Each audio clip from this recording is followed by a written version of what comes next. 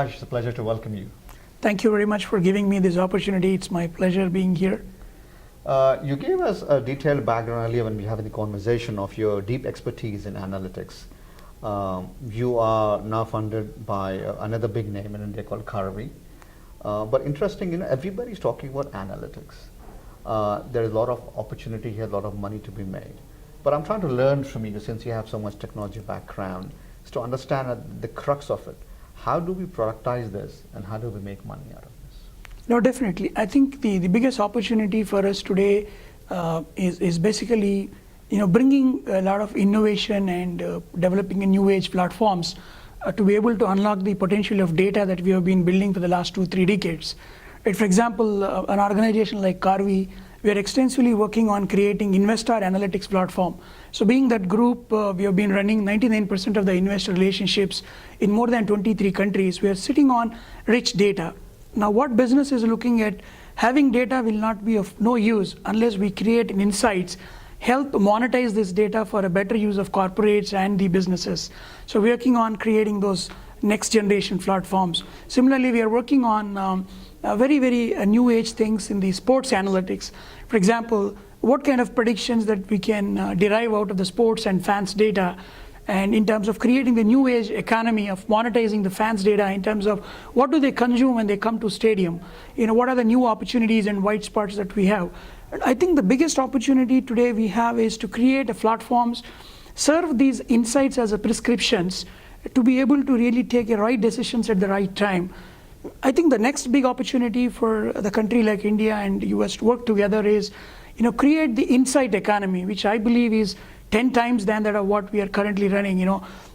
Just now I was talking to Mohan Reddy. He was talking about $148 billion software services that we have created, but the insight economy is going to be more than 10 times.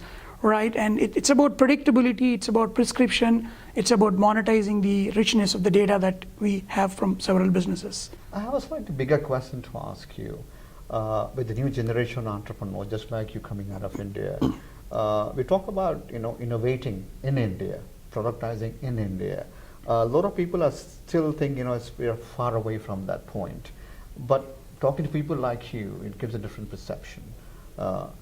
I'm trying to learn from you, how do you think this amalgamation of knowledge, of exposure to a country like US, gives you the advantage of learning from these and taking it back to India, to take these processes forward? No, definitely. I'll give you a classic example, and this is much valid in the context of today. A small problem which we are trying to solve as a company. In the last 37 years, the global pharmaceutical industry have lost $110 billion in the form of failed clinical trials. And 90% of the clinical trials were failed.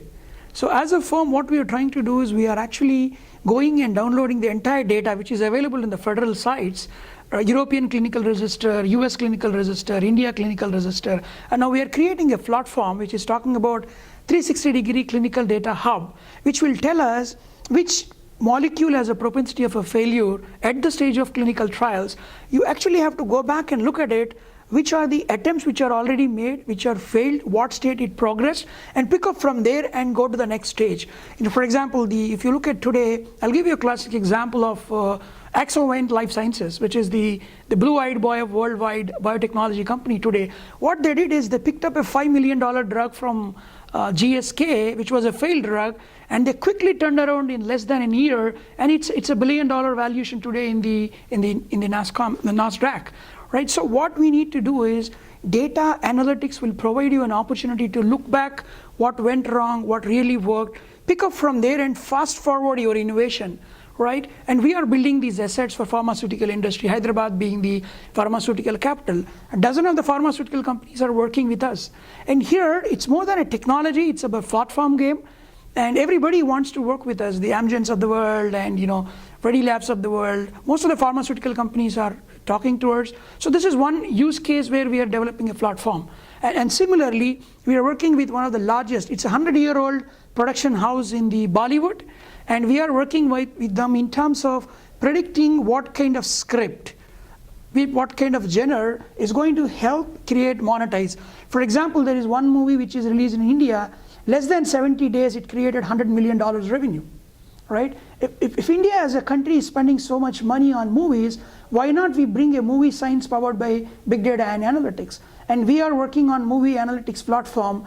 And by the way, in India, the largest and the oldest industry is basically the oldest industry is film industry. It has recently completed 100 years of existence. So analytics, for the sake, when you apply and create insights and show the new monetization way, there is a big value. And platforms play a bigger role, and Karvy is actually working on these innovative platforms today. Finally, it still looks like a lot of opportunity, but also a maze. How do we look beyond this to find clarity in your space? Right. I think clarity comes with 2-3 ways of, one is addressing the right business problem and making innovation available at the scale that the emerging markets as well as advanced markets are looking at. And third thing is the ecosystem, like the Thai Valley, NASCOM, and the Konnect. I think these ecosystem members, and there is a kind of maturity, and the mentorship comes from the advanced economies like US, and hand-holding the new generation entrepreneurs coming from the emerging economies. I think that is where we see we can develop more clarity and more productive innovation to the markets. Again, Prakash, it's an amazing time, it's an amazing opportunity, and wishing you the very best. Thank you very much.